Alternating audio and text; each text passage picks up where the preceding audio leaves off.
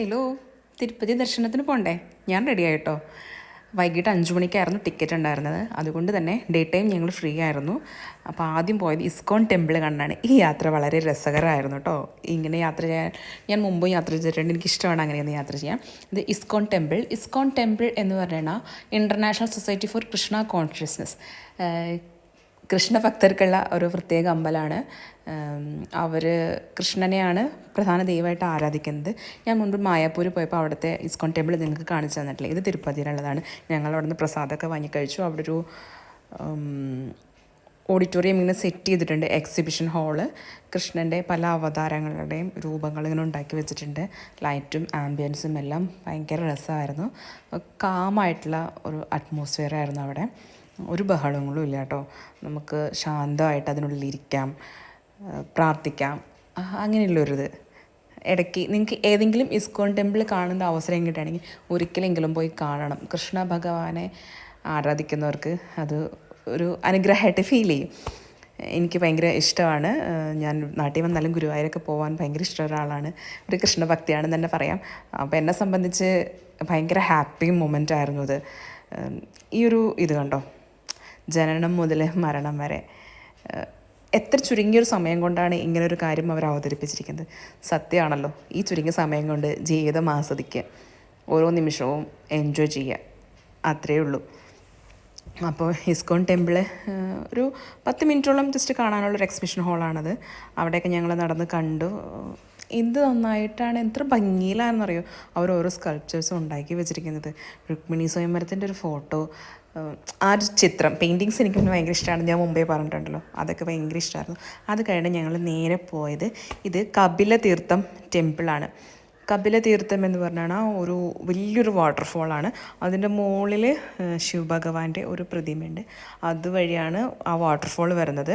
അവിടെ പോകുന്നതും ആ വെള്ളത്തിൽ നമ്മൾ സ്നാനം ചെയ്യുന്നതും ഭയങ്കര പുണ്യമായിട്ടാണ് കരുതുന്നത് കേട്ടോ. 2 വാട്ടർഫോൾ കൂടിയിട്ടാണ് ഈ ഒരു വാട്ടർഫോൾ വരുന്നത്, അങ്ങനെ തട്ടായിട്ട്. ഇത് ക്യാമറയിൽ ഇതിൻ്റെ ഭംഗി എത്രത്തോളം ഉണ്ടെന്ന് നിങ്ങൾക്ക് മനസ്സിലാവണില്ല. നേരിട്ട് കാണാൻ ഭയങ്കര ഒരു ഫീലായിരുന്നു. ആ വെള്ളത്തിൽ ജസ്റ്റ് കൈ നനയ്ക്കാൻ, കാല് കഴുകാനൊക്കെ നമുക്ക് പറ്റുമെന്ന് പറഞ്ഞാണ് എനിക്ക് ഭയങ്കര ഹാപ്പി ആയിട്ട് തോന്നി കേട്ടോ. ജീവിതത്തിൽ ഞാൻ പറഞ്ഞല്ലോ, ഇതൊക്കെയാണ് ഏറ്റവും വലിയ സന്തോഷങ്ങൾ എന്നെ സംബന്ധിച്ച്. എല്ലാവർക്കും അങ്ങനെയാവണമെന്നില്ല. എനിക്ക് യാത്ര ചെയ്യാൻ ഒരുപാട് ഇഷ്ടമാണ്.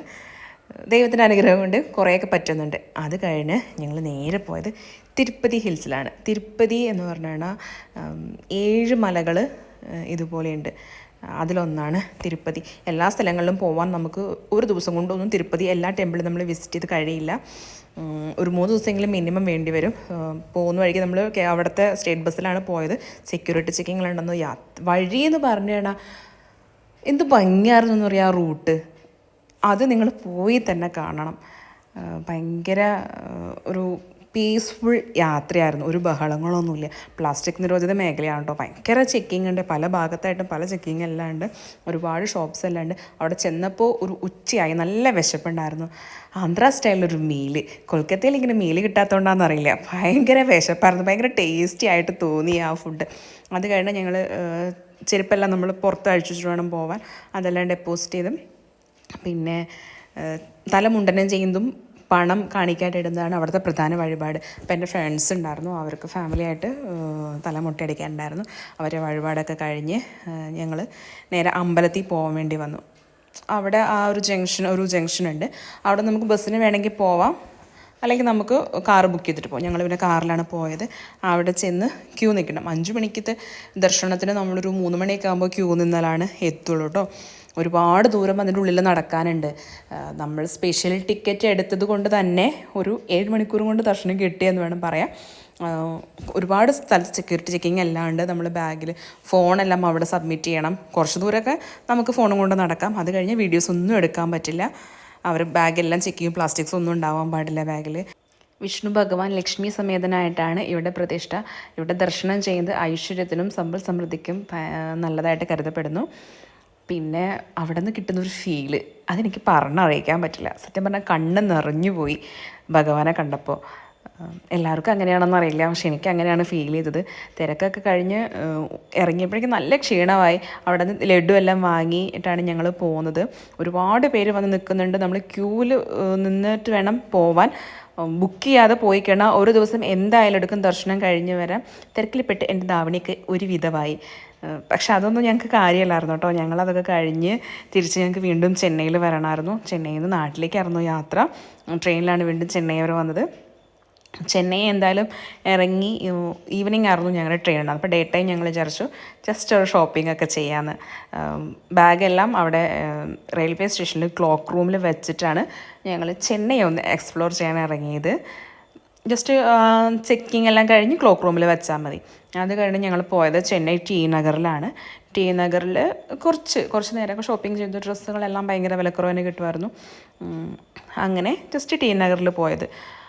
ടി നഗറിലേക്ക് ഞങ്ങൾ ട്രെയിനിലാണ് പോയത് കേട്ടോ. ട്രെയിനിലെ യാത്ര എന്ന് പറയുമ്പോൾ ചെന്നൈ, കോടമ്പാക്കം, നുങ്കമ്പാക്കം ഈ പേരുകളൊക്കെ കേട്ടപ്പോണ്ടല്ലോ റാം കെയർ ഓഫ് ആനന്ദി ആയിരുന്നു എൻ്റെ മനസ്സ് മുഴുവൻ.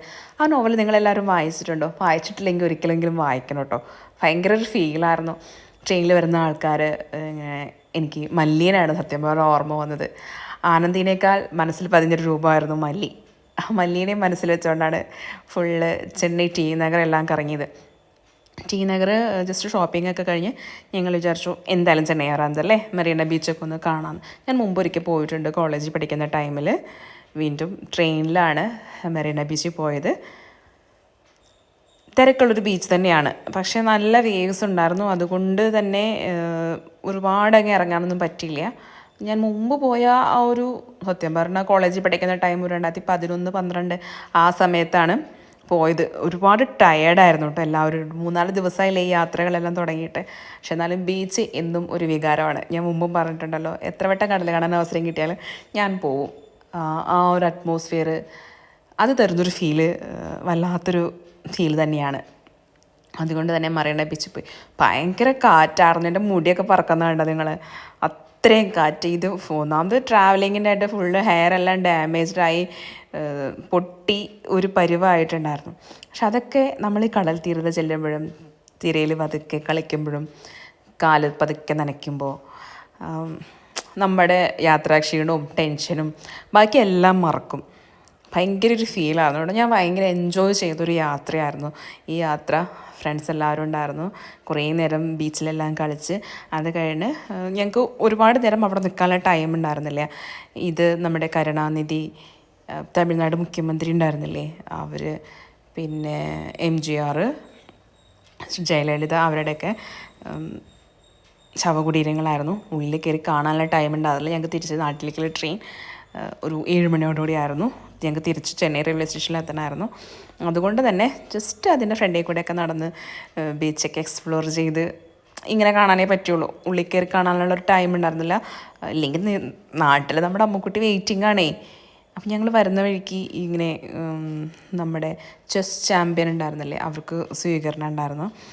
ജസ്റ്റ് ഒരുപാട് തിരക്കുണ്ടായിരുന്നു ആ ഭാഗത്തൊക്കെ കേട്ടോ. അത് കഴിഞ്ഞിട്ട് ഞങ്ങൾ നേരെ വന്നത് റെയിൽവേ സ്റ്റേഷനിലേക്കാണ്. തമിഴ്നാട് എന്തോരം ഡെവലപ്മെൻ്റ് ആണല്ലേ. അവിടുത്തെ ഗവൺമെൻറ് ഹോസ്പിറ്റലൊക്കെ കണ്ടപ്പോൾ ഞെട്ടിപ്പോയി ഞാൻ. നമ്മുടെ നാട്ടിലേക്ക് എന്നാ അങ്ങനെ വരിക? വരുമെന്ന് നമുക്ക് പ്രതീക്ഷിക്കാം. ചെന്നൈ റെയിൽവേ സ്റ്റേഷനിൽ വന്ന് ജസ്റ്റ് നൈറ്റ് ട്രെയിനിൽ നിന്ന് പിന്നെ ഫുഡൊന്നും കഴിക്കേണ്ടതെന്ന് വെച്ചാൽ ഞങ്ങൾ ജസ്റ്റ് കയറി ഫുഡൊക്കെ കഴിച്ചു. ഇതെൻ്റെ കമ്പാർട്ട്മെൻറ്റ് ആരും ഉണ്ടായിരുന്നില്ല കേട്ടോ. കുറച്ച് കഴിയുമ്പോഴാണ് എല്ലാവരും വന്നു തുടങ്ങിയത്. അത് കഴിഞ്ഞ് വീട്ടിലെത്താനുള്ള ഇതിലായിരുന്നു. ഇപ്പം എത്തുന്നത് വെച്ചാൽ ഒരു പുലർച്ചെയായി. ഞാൻ ജസ്റ്റ് വീടെത്തിയപ്പോൾ പാലക്കാട് ഇറങ്ങി വീണ്ടും ഒറ്റപ്പാലത്തേക്ക്. എവിടെ പോയാലും ഈ ഒരു ബോർഡ് കാണുമ്പോഴുള്ള സന്തോഷം ഉണ്ടല്ലോ, അത് പറഞ്ഞറിയിക്കാൻ വയ്യ. പിന്നെ ഒരു വണ്ടിയും പിടിച്ച് നേരെ വീട്ടിൽ വന്നപ്പോൾ പുതിയ വീട്ടിൽ വന്നപ്പോൾ ആരും ഉണ്ടാകുന്നില്ല കേട്ടോ. ഞാൻ തന്നെ ജസ്റ്റ് വീടൊക്കെ തുറന്ന് ഫ്രഷായി. കുറച്ച് കഴിഞ്ഞപ്പോഴേക്കും അച്ഛൻ വിളിക്കാൻ വരാമെന്ന് പറഞ്ഞിട്ടുണ്ടായിരുന്നു. അച്ഛൻ വന്ന് ഞാൻ കുളിച്ച് ഫ്രഷായി നേരെ അച്ഛനും അമ്മയുടെയും കൂടെയാണ് കേട്ടോ അമ്മിക്കുട്ടി. അപ്പോൾ അമ്മിക്കുട്ടീനെ കാണാനുള്ള പോക്കാണ്. ഞാൻ എത്തിയതൊന്നും അറിഞ്ഞിട്ടില്ല ആൾ. അപ്പോൾ ഞാനും ഭയങ്കര എക്സൈറ്റഡ് ആയിരുന്നു. 2 മാസത്തിന് ശേഷമാണ് അമ്മൂനെ കാണാൻ പോണത്. പിരിഞ്ഞ് നിൽക്കുന്നതിൽ വിഷമമുണ്ട്, പക്ഷേ ജീവിതം അങ്ങനെയൊക്കെയാണല്ലോ. ഞാൻ ചെല്ലുമ്പോഴുള്ള സന്തോഷം കണ്ടില്ലേ, തുള്ളിക്കളിക്കുന്നത്. രാവിലെ എന്താ എനിക്ക് പറയണ്ടേന്ന് അറിയണില്ല. പിന്നെ അവൾക്കൊന്ന് സ്കൂളുണ്ടായിരുന്നു, എക്സാം ടൈമായിരുന്നു. ജസ്റ്റ് പെട്ടെന്ന് തന്നെ റെഡിയാക്കി സ്കൂളിൽ പോകേണ്ട ടൈമായിരുന്നു. അപ്പോൾ എന്നോട് ഭയങ്കര കൊഞ്ചലാണ്. അപ്പം എല്ലാം ഞാൻ തന്നെ ചെയ്ത് കൊടുക്കണമായിരുന്നു. അതൊക്കെ കഴിഞ്ഞ് അമ്മുക്കുട്ടി സ്കൂളിൽ പോയി. ഇനിയുള്ള വീഡിയോസ് എല്ലാം അമ്മുക്കുട്ടിയുടെ കൂടെയാണ് കേട്ടോ. ഞങ്ങളുടെ വിശേഷങ്ങളൊക്കെ കാണണ്ടേ. അപ്പോൾ താങ്ക്സ് ഫോർ വാച്ചിങ്.